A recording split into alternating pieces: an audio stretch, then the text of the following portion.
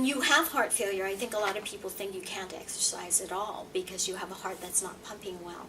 What's most important is that you stay active, because the heart is a muscle. In order for muscle to stay toned, it has to be exercised. So the kind of exercise we recommend is simply just walking, because everybody knows how to walk in most cases. And it's recommended by the American Heart Association, the American College of Cardiology, is to put in at least 150 minutes of exercise a day, a week, 150 minutes of exercise a week, which boils down to, if you exercise 5 days a week, that would be like 30 minutes each day.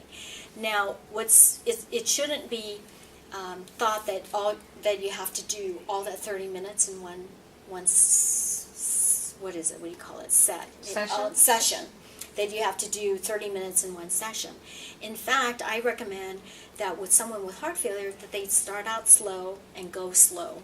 In other words, start out with 5 minutes, maybe 4 times a day, sometime around right after breakfast, after you've rested, after lunch, maybe midday, mid-afternoon, and then in the evening before going, after dinner or something like that, which will be a cumulative of 20 minutes in a day.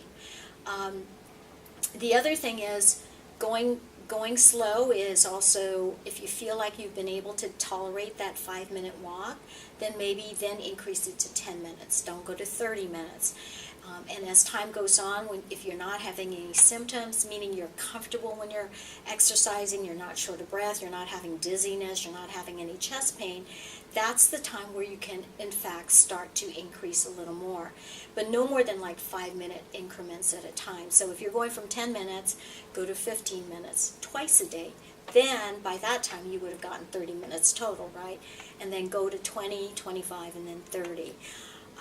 If at any time you experience any shortness of breath, any dizziness, chest pain, obviously, you need to stop. Stop what you're doing, sit down, rest.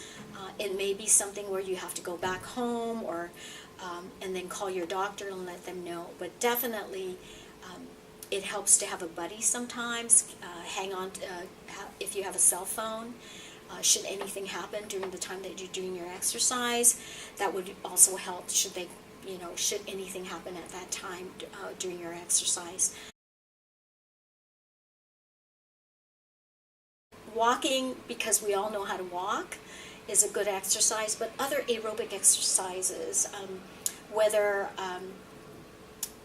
you do some swimming or walking in the swimming pool, because oftentimes water helps to support your aches and pains, your muscles, your joints. That could be also another alternative to it. And definitely hula is a good exercise.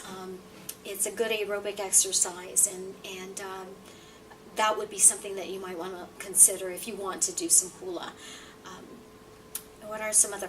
There are some other sitting exercises. If people do have some arthritic knees, sometimes maybe a stationary bicycle, or just range of motion exercises of working your biceps, working your legs can also be an alternative to these other types of exercises. Now, if you really are serious about doing a more vigorous type of exercise, I think that is certainly a discussion with you and your provider as to when is the right time for you to either go back to running or maybe outdoor bicycling or doing some other types of exercise that require a little bit more than mild to moderate exercise like walking. What about something like yoga? Yoga would be great. That would be a really good exercise. That would help too in terms of breathing. But then again, there are different levels of yoga I'm aware of. So you want to start out with a basic yoga and talk to your provider about that first and see whether or not he or she may feel that you're ready to take on more than basic yoga, for sure. Strengthening exercises are definitely important. Mild resistance. We're not talking about heavy weightlifting exercises. These are exercises of using light weights like 2 to 5 pounds. For men, it might be a little bit more, maybe 10 pounds. But what's really important is that that when you're doing these exercises and you're doing some resistance exercises, that you're breathing and taking in your breath as well. Unfortunately, sometimes when people are using weights, they tend to hold their breath and not remember to breathe. So those that allow you to do free weights, our exercises definitely are encouraged as well.